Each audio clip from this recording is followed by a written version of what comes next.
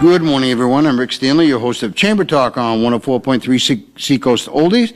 Thank you for joining me this morning.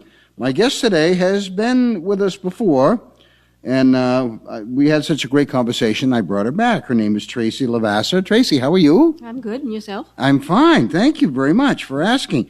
Tracy is the president of the Acton Shapley Historical Society, but we're not going to talk about, we talked about it last time.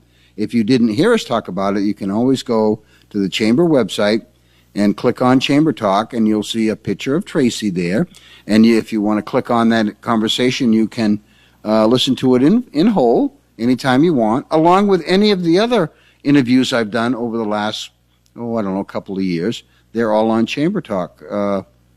So you can do that if you think there would be something of interest. I think over the years we've had some great interesting shows, and yours with the Historical Society it was only a month or so ago, I think, right? I think so, yes. Yeah. Yeah. That was a good conversation, and I think a lot of people like to know what goes on when they don't, they not always participate. So I hope that helped you with at least people coming interest in what's going on in the history of Acton and Shapley. I would hope so, yes. Yeah. So today, you and I had a conversation about you coming back, and because you have a lot of interesting hobbies, first of all. I have too many hobbies, yes. Too many hobbies. Yes. Which is not a bad thing, I don't think. It keeps me busy. Yeah. And today's hobby we're going to talk about is Civil War and reenactment that you participate in. I assume you participate in the reenactments too. Yes, I am a Civil War reenactor. Right. So you're a Civil War reenactor. I wrote that right down here and I didn't even see it. So, and you were kind enough to send me information on the Civil War because my history lessons have faded over the years, and I like history and I like things about the Civil War and the Revolutionary War and things like that. But you just lose, if you're not into it all the time, you just lose the facts of things. And chances are you might not have been given the right facts. That's what we're learning through our Civil War reenacting. My other half and I both participate. Yeah. And what we found is a lot of the things that we were taught in school either were not true or were half true. Really? Yeah. Have they been corrected in the books these days, or those things were taught out of history books, right? Well, I haven't picked up a school history book in a while, but I'm hoping that they've been updated. So Civil War was 1861? 61 to 65, yes. Okay. Yes. And Maine participated quite extensively in the Civil War, right? We certainly did. We're going to talk about Maine's involvement in the Civil War today, right? Yes. Where do we start, Tracy?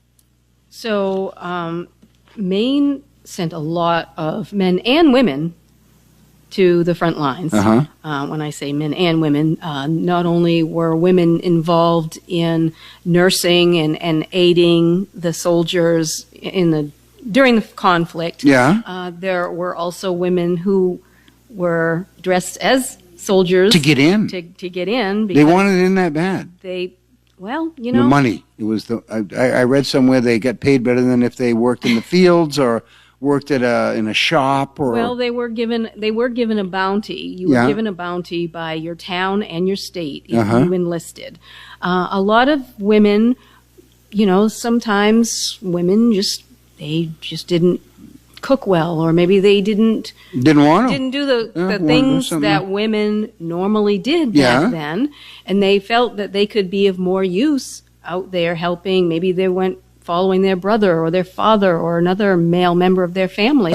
So they would cut their hair and they would put on a pair of pants, and as long as you were short-haired and wore pants, no one was going to question you. Yeah. Now, how were they recruited? I mean, Maine's, let's face it, Maine's we're way up in the corner up here. And during the Civil War with Lincoln, would have been Lincoln, right? So his cabinet or whatever, or his military would have had to recruit somehow. How did they do that way up here in Maine? Well, the word spread fast. and a lot of Mainers were quite for keeping the Union as it was. And when they heard that Lincoln was looking for some good men, they rushed to their town hall and they said, "Yep." Would have had to been all word of mouth, right? I mean, no other way. Well, we had newspapers, you know, so I guess, and we had telegraph by then, so they were getting the news in a timely fashion. Yeah. And so they would rush to their town hall, and they were enlisting by the boatloads. And so they would muster in, and we would send regiment after regiment. How would they train? I mean, I got to think it was such a rough setup. You know, you come in, you sign up, whatever, with somebody, and you're guaranteed a certain amount of money if you participate, right? Yes. And the federal government even paid, I think, some money. So the federal, state, and your local, town right? might also have a bounty for you as well. Yeah. Yes. Okay. Yes. So you're going to have, which is probably better than what they would be making if they stayed home. Right. Right. So that had to been been incentive for them to go. Certainly. Yeah. Yep. So and you're right. There would have been all of these people who would never. I mean, obviously they would have been used to using guns. Yeah. But not in a military. Not trained. Right. Yeah. So they had to go somewhere to get trained, right? There were boot camps, if you will, around Maine, and they came to those boot camps to get a crash course before they were trekked down to the south. They had to get uniforms. Did all the states? Did the Civil War Army all have the same uniforms? At the beginning of the war, no, they didn't. Okay. In fact, the reenactors group that I portray is the 3rd Maine, one of the earliest regiments to be mustered in. And they were mostly men from the Bath, Brunswick area. In fact, they were called the Bath City Grays because the uniforms that they were issued were gray. So the first battle that they were in was the Battle of Manassas, first battle of Bull Run. Which was where? In Manassas, Virginia. Okay. In July of 1861. And being the first battle and not having a set uniform, you were sent out to the field to seek out and destroy the enemy. Well, what does the enemy look like? They don't have a different uniform than you because you don't have a uniform yet. So there was a lot of friendly fire and a lot of casualties on both sides that were probably mistaken identity. Exactly. So it was not long after that battle that they decided that, well, we need to have a uniform that's for our troops only so that we can tell the difference between our Union boys and the Confederates. And that's where the dark blue came in for the Union and the gray or the butternut color came in for the Confederates. So they kind of both agreed they needed to do that? Yeah. At the same, otherwise, they were both getting casualties on both sides of friendly fire, and it makes it really hard to fight. So you be blue and we'll be gray. Exactly. Yeah? So that's a lot of uniforms. I mean, the Maine had, I think over those 4 years or 5 years, 70,000, 80,000 recruits. Oh, yeah. Yeah, that many? Oh, yeah. There were much more than that. Much more than that? Yeah. Okay, I read your notes, but I haven't gone back to them. Yeah. The casualties were even more than that in singular battles. So, yes, there were hundreds of thousands that were... So you have to have those made, uniforms somewhere. I mean, and then the firearms. So who are the big players in that arena, you know? I mean... The government had the uniforms made. There were factories by the 1860s. So you had the women at home were going into the factories and they were helping to create uniforms and shirts and shoes for the troops on both sides. And our suits were made of wool because that was the most readily available material because cotton was down south and you know how hard it's to get cotton when you're fighting the war. In the summer. I played baseball in wool wool baseball uniforms back in the late 60s. Yeah, you know? It is hot. Yeah. But it's durable. Yeah. It was hot, but it was a common sense for them to use that, and that was a common fabric to use back in the 1860s. Yeah. So, yes. And the firearms.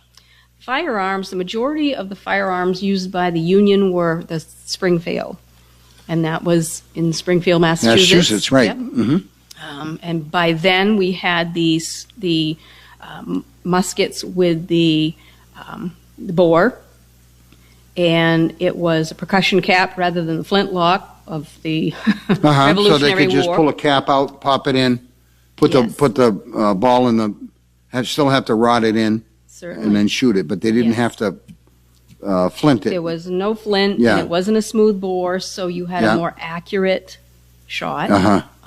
So that was the first war that we had, the rifling bore.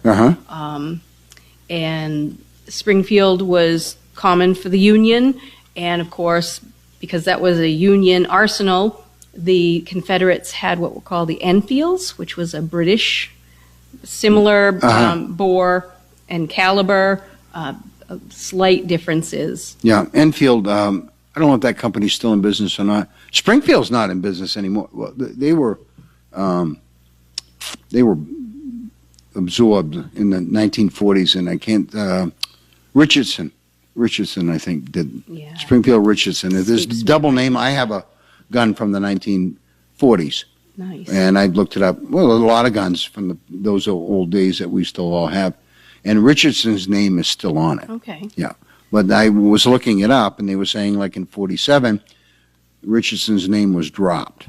Okay. So, and they were out of Springfield, Massachusetts, so pretty close by.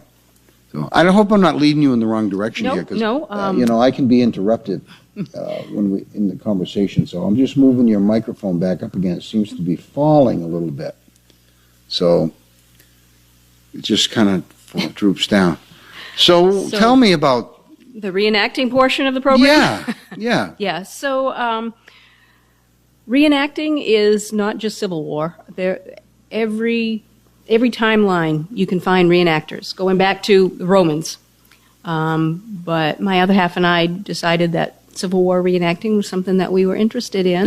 So we found the Third Maine, which is a reenactors group here in southern Maine, and we joined about a dozen years ago. How'd they come up with the different Third Maine, Fourth Maine, Fifth Maine? I mean, how'd that all? Was it just? Well, these were actual regiments that came from the state. How many soldiers in a regiment?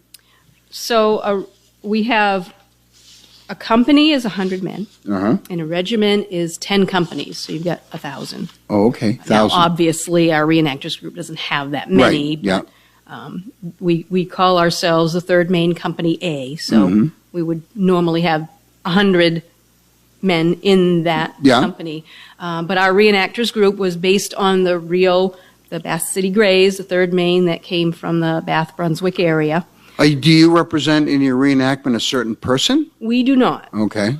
There are some reenactors groups that when you join them, they request that you portray one of the actual original members of their regiment. Some reenactors groups actually require that you give proof that one of your ancestors was in the Civil War. Oh, really? So it's more of a genealogical reenactors group. Yeah.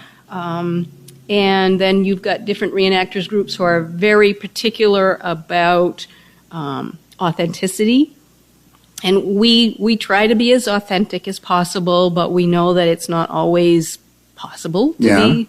What's the hardest part that you can't find? I mean, you can find a gun, right, somewhere. Well, so the jury is out on the guns that were issued to the Third Mainers. Oh, okay. And so we normally will ask our members to get a Springfield or an Enfield. But there were other guns earlier on that were issued. So could someone from another group come in with a different kind of gun? Sure. But we're not sure if that would have been authentic to the Third Maine. So those are things that they're little things, and the average spectator wouldn't, they wouldn't care. So where do your uniforms come from? You have to have them made? So what we have are called sutlers, and they are vendors who do reenacting gear. Anything from your tents to your cookware to your clothing, your personal accoutrements. They do it based on actual records and archives. There's still plenty of Civil War artifacts out there. There's people that collect them all day long. You see them on Antique Roadshow once in a while, right? Yep, some old musket, and it's, all fused together and rusted, but it commands like an absorbent price because it was. How long have you been doing this? We've been doing it for a dozen years. Really? But the Third Maine has been around for at least 25, 30 years. Really? Yeah. Yeah. For those that have just joined me, my guest today is Tracy Levasseur, and she's pretty much she's a Civil War reenactor. Yes. And she also handles the Historical Society at Acton and Shapley. So it's right up things that you do, it's really the history of that. Yep. Plus other things. We will come back because I want you to come back and talk about some other things. Yes. But so with all the with the reenactment part that you're involved in the last 10 or 12 years, how do you what do you do? Do you go to parades, or do you have reenactment camps that you all meet up at and cook possums and or whatever, how's this hobby fun to do? It's fun to do. So what we do in January, we meet, and we usually have requests from everyone from towns, historical societies, schools, you name it, looking for us to do something, whether it's march in a parade or have an educational outreach day at a homeschool. Oh, yeah. Or we might go to an historical society one night and do a presentation on some aspect. Either they'll tell us the topic or we'll do it ourselves. And for our new recruits in the springtime, we have what's called a camp of instruction. So we will all meet on a weekend and we'll camp out and we'll train our new recruits, the School of the Soldier, the Manual of Arms. We'll give them how to march, how to drill, bayonet drill, that sort of thing. Yeah. We'll also give them certain things like etiquette in the Civil War, the chain of command, foods that you can prepare for going out to do a reenactment, because as soon as we're on that field, we have to be authentic. Period, right? Correct. You can't be walking around with a plastic Gatorade bottle. Yeah, no McDonald's wrappers in your back pocket. No McDonald's wrappers. No. Yeah. Period, correct. Yeah. We also have females are invited to participate. We can either be a soldier or we can be a civilian. We have the ladies do the civilian portion of the reenacting, so they'll be in their beautiful gowns, or they might be a working woman and they'll have some knitting. They might have a book with them, and they'll give the aspect of the 1860s home front. What were they doing while their men are at war? Were they keeping the fires going at home? Were they in the factory working to supply the troops? What have you? So we get together during this camp of instruction to lay out the groundwork so that we can go out into the field and do a reenactment for the public. Do you get a lot of people request to be part of your group? We do. You do? We do. People want to do this. For the past several years, we've been able to fill our calendar from about February to October. How about recruiting your reenactors? Yeah, recruiting has been pretty good too. Yeah. We have a Facebook presence, so that does help.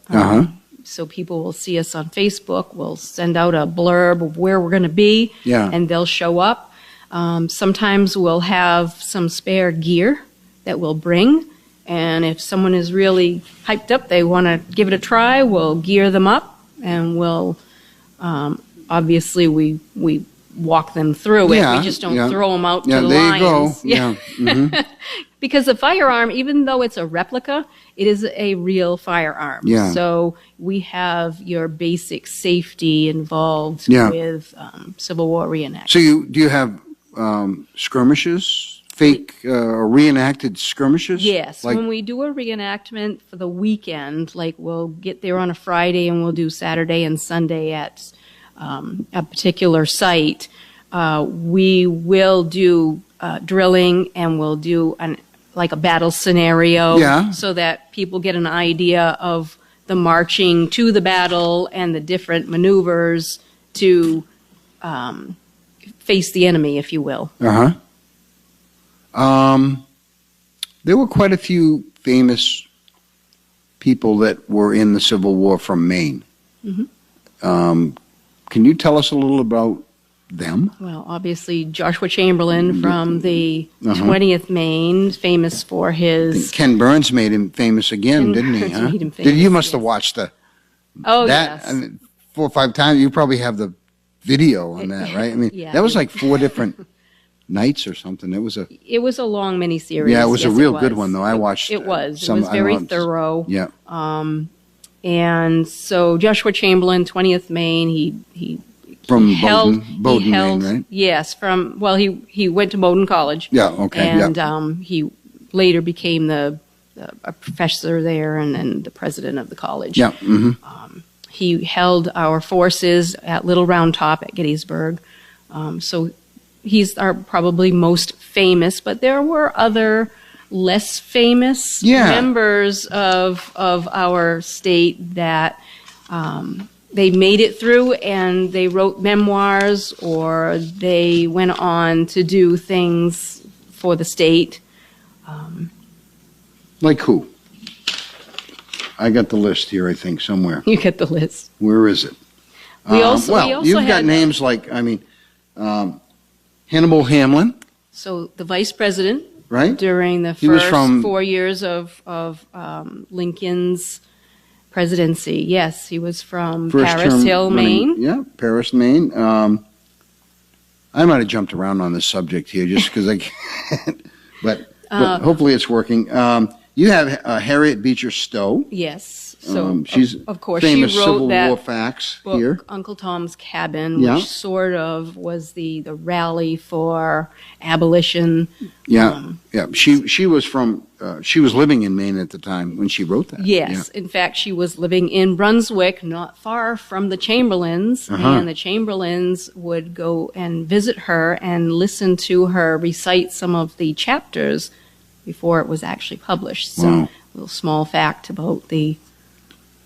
This is interesting. Israel Washburn, Jr., he was the Maine's governor when the war broke out. He was. The Washburn family, very big family, lived in Livermore, Maine. They have a beautiful mansion called Norlands, Living History Center. Our 3rd Maine has done reenactments there over the years. Beautiful place. But so Israel was the governor when the outbreak of the Civil War. He had 2 brothers who served in the war. And one of the brothers was the one who put the bug in the ear of Abe Lincoln about, I have a friend, Ulysses Grant. I think he might make a good commander. And the rest is history. Yeah, wow. That's pretty interesting. The other, I might get back to a few of these other names. The other regiments that you are from the 3rd. The 3rd Maine. 3rd Maine. Yes. But how many other? I think there were probably a total of like 30 to 31. 30 to 31? Yeah. Now, are there other groups in the state that represent the other regiments? Reenactors groups? Yeah. Like, does the 5th Maine have a group and the 7th Maine? And do you guys get together to create a bigger group? Or over the years, they've been, there was the 5th Maine, there was the 20th Maine, the 3rd Maine, and we actually had a rebel group, the 15th Alabama. so they would dress up as Confederates. Uh-huh. And we always used to joke, so we would have something to shoot at. Yeah. But over the years, the other groups have petered out. The 20th Maine still is in existence, Okay. but they're more in the very far eastern section of Maine, and a lot of their members are from Canada, in the New Brunswick area. So they do a lot of their reenacting in that neck of the woods and over the border in Canada. Yeah. Surprisingly, there were a lot of Canadian people who were interested in Civil War history. Wow. So what was the battle cry? I mean, what was it? A trumpet call? Da-da-da-da-da-da-da? You know, I mean, what was the rallying part of the Civil War from the Maine? Like, did they have a drummer? Well, all of the troops would have had drumming, musicians, right? Yeah. And the drummers, we had fifers. We also had buglers. You had those, what do you call them? Pipers? Fifers. Fifers. Okay. Fifers. Yeah. They all had commands, because when you're out there in the field, it is loud between the yelling and the screaming and the guns going off. You can't hear your commander. So in order to move hundreds and thousands of men, you have to have them hear the drum and bugle calls and know what each means, because they mean march, retreat, forward. Yeah. So you've got to teach them, and that's what the drilling, constant drilling, that's what they did when they weren't fighting. They were in camp drilling. Now, do you have one in your group? Do you have a bugle musicians? Group? Yeah. We have a few musicians. Yes, we have some drummers, fifers, and we have a bugler. So if you were marching in a parade, you'd have the fifer? We would try to get them. Right? It's not always easy to have the whole band. Yeah, but you'd have some. Oh, yes. Somebody representing that, right? Yes, and it makes the difference when you're marching in a parade, or even when you're just marching on a battlefield reenactment situation. It's good to have the musicians there, and believe me, when all of that noise is happening, it's good to hear the bugle or the drums, because then you know what's going on, where you need to be. Well, we again, forgive me for jumping around, right? I think of something while you're talking. I got to ask. So, but all very interesting for sure, and a lot more can be had. If somebody was interested in talking to you about joining your group or anything, website? We have a website. It's the thirdmaine.org. That's thirdmaine.org. And our contact information is there, as well as if you were to request an event, the form is there. Fill it out and mail it to us so that we can get you on the. Our annual meeting is in January, and that's when we look over all of the applications, and then we'll tell you yay or nay if we can. Is there a fee to have you? No. Nothing. No. Okay. We do not charge. I'm surprised. Have you ever been in the Sanford 4th of July parade or anything like that? No, we have not. Well, 4th of July is not really a Third Maine thing. That's a Rev War thing. Oh, okay. Well, but still, we do. You know what I'm saying? 4th of July parades, Yeah. but we joke about it because 4th of July is for our independence, which is usually Revolutionary War, and that's where you would want to Rev War reenactors to really give it that, well, it was that feel. the thing more to show what your uniforms and stuff. So anyway, Tracy, thank you for joining me. My guest today has been Tracy Lavassa, and she gave us some insight on Civil War reenactment, and she is a Civil War reenactor. We thank you for all that information you gave us today. You're very welcome. I'm Rick Stanley, your host of Chamber Talk on 104.3 Seacoast Oldies. I hope you enjoyed